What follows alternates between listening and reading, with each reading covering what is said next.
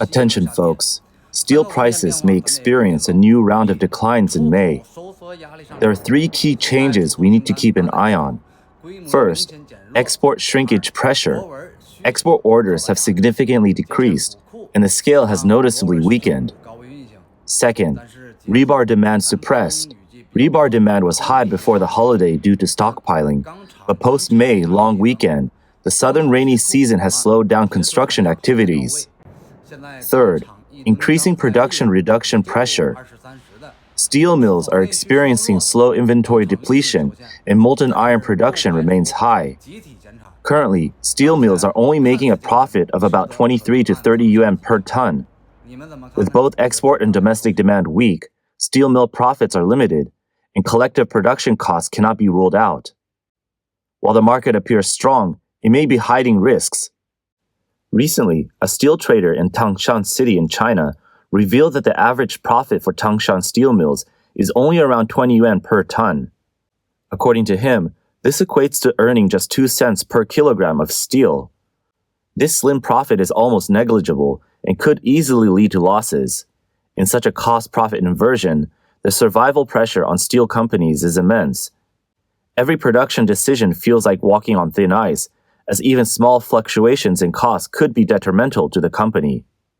Steel industry chain analyst Yang Zai posted a video on Douyin stating that the steel industry is undergoing a major reshuffling of life and death. The numbers for 2024 and 2025 is jaw-dropping. 25% of small and medium-sized steel mills will close, and 20% of steel traders will vanish. Recently, U.S. tariffs have gone wild, with China's steel exports being hit with sky-high tariffs from the U.S. and carbon tariffs of 50 euros per ton from the EU. This has caused a sharp drop in orders for export-dependent small and medium-sized steel mills, with costs soaring. Small and medium-sized mills in export-oriented regions like Guangdong and Zhejiang are seeing their production lines shut down, with a closure rate possibly exceeding 35%. Since last year, outdated production capacity has been phased out. With the added environmental challenges, many small and medium-sized mills have had to invest hundreds of millions of yuan in upgrades, but as a result, 30% of mills in Hebei and Jiangsu have closed. The tariff war has led to a halving of orders for Chinese steel traders, and their financial chains have collapsed. In 2025, the steel industry will see even more intense restructuring. The outbreak of the U.S.-China tariff war has had a profound impact on China's economic landscape, particularly on the steel industry. As a key pillar of the Chinese economy, the steel sector is facing multiple challenges, including shrinking exports, worsening supply-demand imbalances domestically, and downstream sector ripple effects. On April 29, the China Iron and Steel Association reported that steel market demand in China continued to decline in the first quarter. Real estate investment fell by 10.3%, and newly started construction areas fell by 18.7%. Although steel demand for manufacturing and infrastructure showed slight growth, the production of construction rebar decreased by 2.9%. The impact of the U.S. Section 301 investigation into China's targeting of maritime, logistics, shipbuilding sectors for dominance is evident, with shipbuilding completions dropping by 13% and new orders by 16.5%. On May 8th, Reuters reported that 8 analysts and traders expect China's steel exports in second quarter of 2025 to decline by as much as 20% compared to the first quarter, a drop of about 5.5 million tons, lower than the same period in 2024. Full-year exports are expected to fall to 97 million tons, a 12% year-on-year decline. Reuters also forecasted further deterioration in exports later this year, which will lead to second quarter shipment volumes falling below those of the same period in 2024. A Chinese steel trader told Reuters that the total export volume in the second quarter will definitely decline. While people may consider the Middle East, Africa, and South America as alternative markets, no country can absorb such a huge production capacity. China's steel industry has long faced the issue of overcapacity. In 2023, China's crude steel production exceeded 1 billion tons, accounting for over half of global production. This steel is primarily used in construction, infrastructure, machinery manufacturing, and the car industry. However, due to insufficient domestic demand, A large amount of steel relies on exports. The low-price export strategy has led many countries to accuse China of dumping, disrupting local market prices and squeezing domestic industries. On February 8th, U.S. President Donald Trump signed an executive order imposing a 25% tariff on all imported steel and aluminum.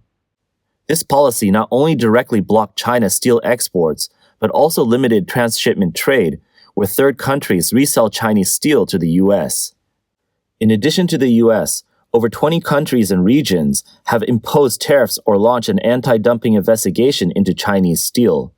These countries argue that China's low-cost steel has flooded their markets, harming domestic industries.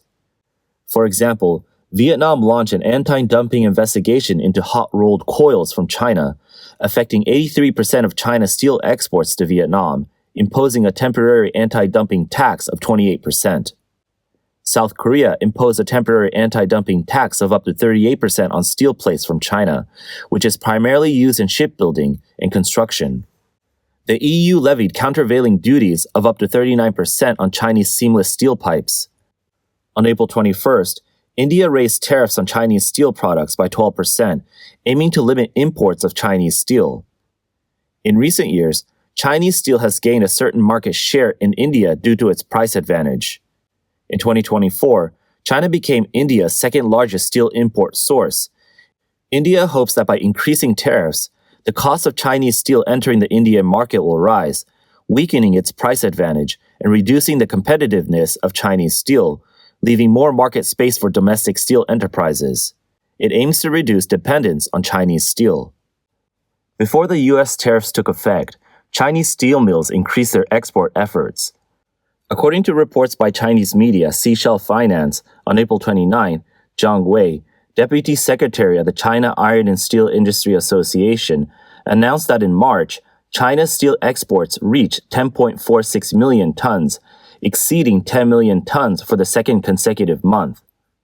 In the first quarter of 2025, steel exports totaled 27.4 million tons, a 6.3% year-on-year increase, marking the highest increase in recent years since 2016. According to Zhang, the main reason for the increase in steel exports in the first quarter was that domestic steel exporters and foreign clients were worried about trade protection policies and that some countries would impose on China later this year, and the uncertainty of the tariff war initiated by the U.S., prompting them to rush to export during the window period. Zhang also mentioned at a press conference that the tariff rate on Chinese steel products imposed by the U.S. has risen to over 70%. In April, steel prices were significantly affected by the U.S. tariff policy, with production growth diverging from declining consumption, compounded by persistently low profits, which poses severe challenges for the industry. China had already been facing serious overcapacity issues before the U.S. began closing its market to many Chinese imports. A survey by consulting firm My Steel in April showed that the overseas orders of major Chinese exports decreased by 20% to 30% in March compared to February. Deputy Director of the Chinese consulting firm Longe Steel, Ge Xing, said that people are also worried that the trade war might extend to products that heavily rely on steel, such as electric vehicles or household appliances, further weakening another major source of steel demand outside of the real estate sector. This impact will take time to penetrate into the upstream steel market and could be reflected in the second quarter data of 2025, when domestic demand will slow seasonally, intensifying the overcapacity. Since 2000, China's steel industry has rapidly shifted from capacity expansion to overcapacity. However, the most problematic issue remains the structural imbalance within China's steel industry. There is a severe overcapacity in low-end steel, while high-end steel still relies on imports. Despite being known as the world's factory, China's steel industry cannot meet its own high-end demand while flooding the market with low-end steel.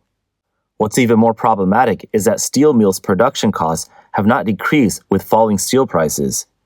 The prices of raw materials like iron ore and coal remain high, and the energy costs are rising as well. It's like steel mills are caught between two large rocks. Above them are costs that won't come down, and below them are prices they can't raise, squeezing them until they can hardly breathe. On January 20th, A steel industry representative told China Economic Times that steel prices had reached a low point, dropping to around 2,000 yuan per ton. At this level, his company is only making a small profit of about 100 yuan per ton. While some mills manage to secure a profit, others with lower costs are selling at even cheaper prices, with a few even operating at a loss. For manufacturers, low prices are especially common in the domestic Chinese market. Although China has been heavily promoting infrastructure construction, in recent years, the real estate market has cooled. Combined with local government debt issues, many projects have been put on hold. As a result, the primary consumption market for steel has shrunk. Just imagine, if no more houses are being built and no bridges are being repaired, where will steel and cement be used? Despite the Chinese government's push to reduce steel production capacity in recent years, the results have been less than satisfactory. In order to survive, many steel mills have no choice but to continue operating. However, with insufficient market demand and excess capacity, this has become a vicious cycle. Now with exports blocked, the domestic overcapacity issue has worsened and steel mills' profits are under pressure. This year, the ongoing real estate crisis continues to drag down domestic demand, meaning the steel industry could face even greater challenges. Under such circumstances, many steel mills are already struggling, and some companies may have to cut production, transform, or even face bankruptcy. This situation is rare in the history of the steel industry. Amid the overcapacity, market sources have reported that Chinese authorities will regulate crude steel production this year, aiming to reduce output by 50 million tons in 2025. With China's crude steel production hitting 1 billion tons in 2024, a reduction of 50 million tons will represent a significant decrease of nearly 5% of the total. Recently, there have been clear signs of production cuts in the steel industry, with a noticeable trend of capacity contraction. For example, in Jiangxi, 83% of steel mills have plans to reduce production through maintenance, with an expected 100,000-ton decrease in construction steel output in May. Baotou Steel, Jilin Jianglong, and other major steel mills plan to carry out blast furnace repairs in mid to late May, with expected daily iron water output cuts of over 10,000 tons. Companies like Zenith Steel Group and Fujian Hongfen Steel have also announced maintenance plans, affecting production lines for rebar and blast furnaces, with production cuts ranging from thousands to tens of thousands of tons. According to data from Lunga Steel, as of May 7, 58 steel mills out of 201 nationwide were conducting maintenance on a total of 101 blast furnaces. The collective losses in the steel sector have become a microcosm of the current industry situation. For example, Angan Steel, due to industry overcapacity, high raw material costs, and weak demand, has suffered a cumulative loss of over 10 billion yuan for 2 consecutive years. A large number of steel mills are also about to undergo an accelerated restructuring, especially with the shutdown of blast furnaces at large steel mills, which has dealt a heavy blow to an already fragile steel market. On March 27, the old plant of Dazhou Steel in Sichuan officially shut down after nearly 67 years of operation. As the largest industrial enterprise in Dazhou, the company employed nearly 6,000 people. The company had suffered years of massive losses and was in debt. In May 2020, it joined the privately owned Liaoning Fanda Group, but it still couldn't avoid closure. It's worth noting that the steel industry's cold winter has triggered a chain reaction across upstream and downstream industries. The mining and coal sectors have been impacted, and industries such as machinery manufacturing, automobiles, and construction have also felt the strain. It's like a domino effect. Problems in one industry can spark a cascade of issues in others. Once regarded as China's steel Great Wall, the steel industry has now become just another piece in the falling domino chain. Behind every steel mill's closure, it's not just debt, bankruptcy, and layoffs. Thousands of workers are owed wages, and the lower rungs of society are taking the hit. In 2024, steel prices continue to fall, with a profit margin for the industry approaching just 0.7%.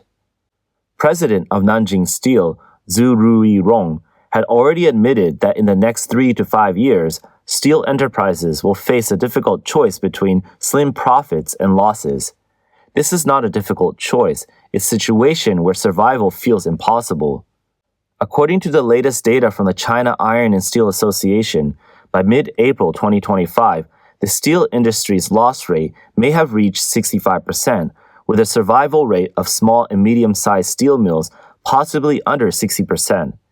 If exports drop by another 15 to 20% and domestic demand remains insufficient, at least 50 small and medium-sized steel mills could shut down, putting 300,000 workers out of a job.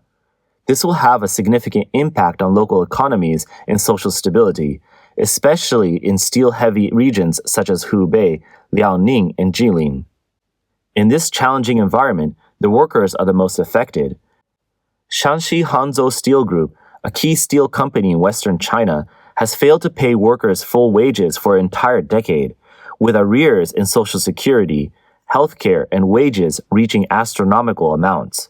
What's worse, in 2015, the company even forced workers to collectively raise 110 million yuan, promising a 12% interest rate, but never returned the principal or the interest. Among the most tragic are the retired workers, who can't receive their pensions because the company failed to pay into the Social Security system. In November 2024, hundreds of workers launched a rights protection campaign, repeatedly gathering outside government offices to demand their owed wages. They held banners reading, "Hanzhong Steelworkers, Legal Rights Protection," shouting slogans like, "Return our money," "We want to eat," "We want to survive." According to the workers, Hanzhou Steel Group has owed nearly 600 million yuan to thousands of employees. Even more alarming, experts predict that 2025 will see an even larger wave of bankruptcies in the steel industry. This bankruptcy wave will not only close steel mills and leave workers unemployed, but it will also trigger a broader economic crisis. Stock market crashes, increased bad bank loans, worsening financial risks, and tremendous pressure on local government finances. David Huang, an economist in the U.S., pointed out that in the past 20 years, the real estate industry has consumed more than 40% of steel production. So the shrinkage of the real estate sector is undoubtedly the direct cause of the collapse of the steel industry. He explained that, from the demand side, the steel industry once relied heavily on China's rapid infrastructure projects and real estate growth. But now, these industries have stagnated, and local governments are in financial difficulty. The demand for steel has sharply declined. After more than 20 years of construction, China has already built the roads and houses it needed. So the issue of steel overcapacity will persist for a long time. Huang further said that the bankruptcy wave in the steel sector will first cause widespread unemployment, followed by a major impact to the financial system. Many steel mills are listed companies, and their bankruptcy will negatively impact China's stock market and financial markets, increasing the amount of default loans at banks. The large-scale bankruptcies of steel mills are a microcosm of China's economy model and a typical case of the inevitable failure of planned economies.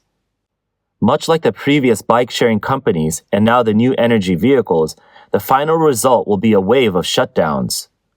A senior figure in the Chinese capital market, Xu Zhen, stated that the two main clients of the steel industry are the real estate and automotive sectors.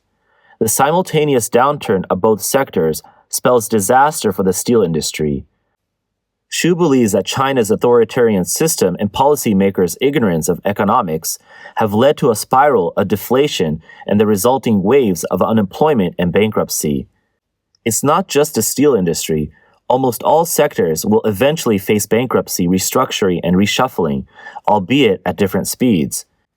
Beginning with steel mills, 2025 will bring a devastating blow to China's Belt and Road economic strategy.